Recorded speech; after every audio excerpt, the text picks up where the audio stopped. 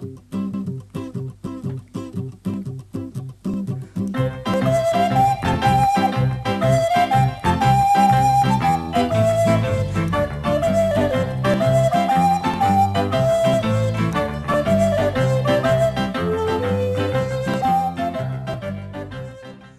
and welcome to episode 47 of the Fish Tank.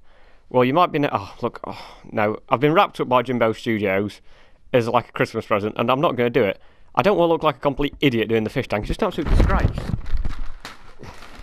Right, hello and welcome to episode 47 of the Fish Tank. Okay, in last week's show, you may have noticed that we had Father Christmas appear on the show, and at the end of it, he had a heart attack.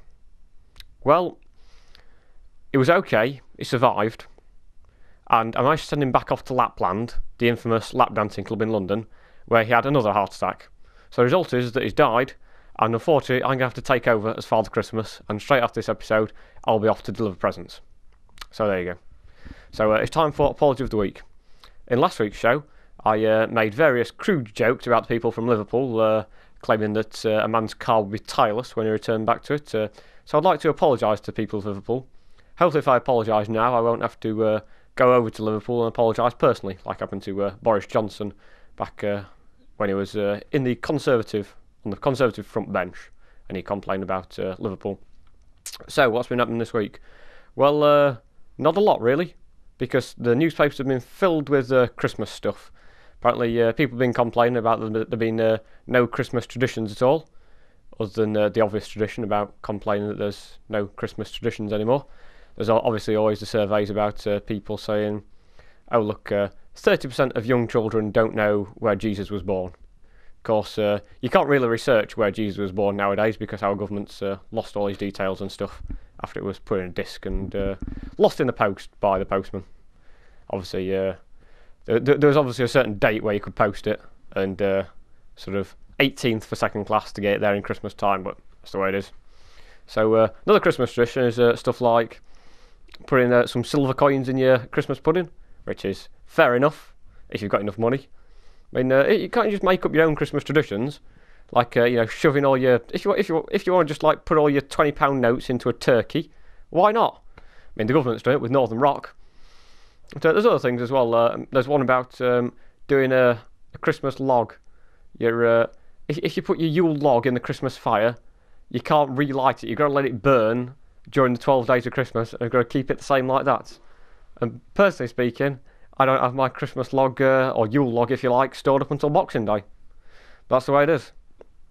So what else has been happening? Well, Fabio Capello has taken over as the England boss, and he did a press conference the other day and said he's got very few words of English. He says hopefully they'll be able to learn the basics of English within a month, which should be quite good because then hopefully they'll have the same English skills as most of the players. So it can be tricky learning a new language because David Beckham, when he travelled to Real Madrid, played in Spain. Sorry if I'm beginning to chuckle, but I've got Jimbo stood behind me and he's absolutely laughing his head off. Not sure why. I think it's just the state of me dressed as Father Christmas. But David Beckham, he went to Spain, and when he went, he was keen to learn the language, and he managed to get a vocabulary built up of about 150 words. And then he had to obviously translate them all in Spanish afterwards. But also there was a vicar who recently, I think it was earlier on last week, said that he said to a bunch of children that Father Christmas doesn't exist because he travels that fast that he'd like sort of actually vaporise. So it upset quite a lot of kids, which is a bit unfair. But I mean, it's a bit rich talking about things being unable to happen for a man who claims that a virgin gave birth to the Son of God. But there you go. And it was also in the week where the Archbishop of York, actually on the Andrew Marr Breakfast Show, chopped his dog collar up in a protest against Robert Mugabe. Just took that off. I'm not sure whether that's the start of some kind of long drawn out strip tease that he's going to do until Robert Mugabe is removed from power. He's going to take off that sort of purple scarf he always wears and the big hat and all this, that and the other. And that's how it is. So it's time for the celebometer now, and who would I like on the show? Well, pantomime stars. I'd love a pantomime star on the show, or winners of the X Factor, because the X Factor's final was on last Saturday. So if you're on the X Factor or you're in a pantomime, then feel free to appear on the show. I suppose actually when you come to think about it, the X Factor stars and pantomime stars are probably the same people in about a year's time, but that's the way it is. Of course, the word pantomime is a Greek word, and I think it means 2 hours too long, perhaps. So there you go.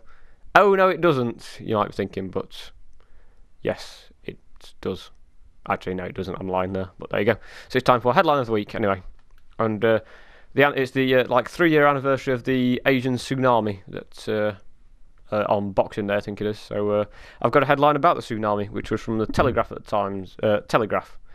And it said, "Money floods in for tsunami victims," which is a bit harsh, a bit of a kick in the teeth. Probably don't want to be reminded that they've had a flood and a tsunami. Because I remember a local swimming pool, to help the people of the tsunami, actually hosted a sponsored swimathon. Which is a little bit harsh. But there you go. And also it's time for Quote of the Week now, which is from Richard Brooke talking on 5 Live, and he's talking about Setanta Sports. And probably gives quite an accurate assessment of the Scottish standard of Scottish football, which was, "Setanta's not just about football. It has PGA golf and the Scottish Premier League." So, as I say, a fairly accurate assessment of the Scottish Premier League. So, there we go. That's about all for the Fish Tank this week. And I'll leave you with the news that apparently the Imperial War Museum is holding a week-long Christmas display about the history of camouflage. That's after the success of last year's Christmas display about camouflage, which was failed to be seen by 10,000 people. So there you go. I'll see you next week. I don't know if I'm going to take this false beard off because I can hardly say a word. Goodbye. Have a good Christmas.